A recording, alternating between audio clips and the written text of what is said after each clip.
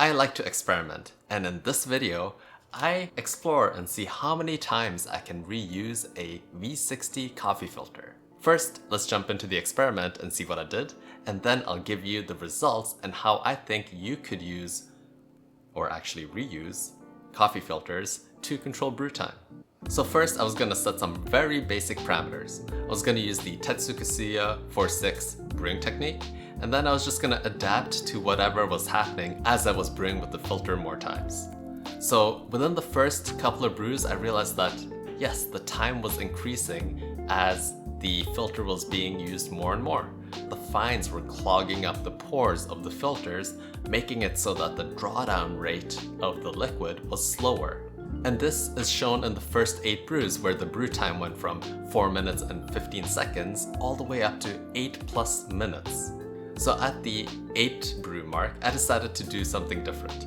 Because the brew time was so long, I decided to change up the brewing technique that I was doing to compensate for that extra brew time. And since the Tetsukasuya is a pulse pouring technique that pours in intervals, that is a factor that forces the brew time to go up. So what I decided to do was I changed it to the James Hoffman brew technique, which is a single pour technique. And then the brew time from brew 9 to 13 went from 4 minutes and 40 seconds to 6+ minutes.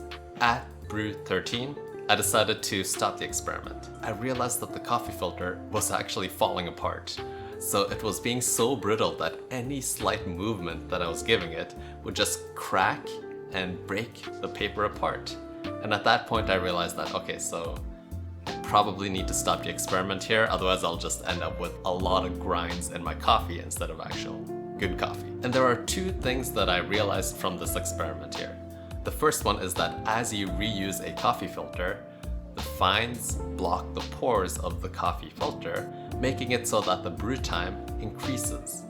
And the second thing that I realized is that as long as you adapt your brewing recipe and change variables accordingly to compensate for that extra extraction from the extra brew time, you can get a delicious cup at brew 1 and at brew 13.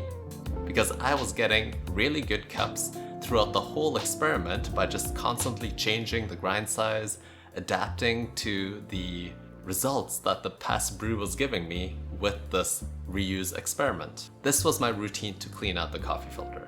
I would let the V60 and filter sit out in the sun for a day, and then I would dunk out the grinds and then let it sit for another day. And then what I would do is I would use a brush to brush away all the grinds that I could.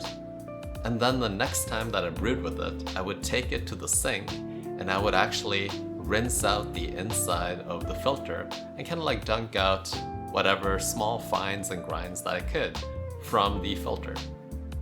That was my process that I went through every single time I wanted to reuse that coffee filter.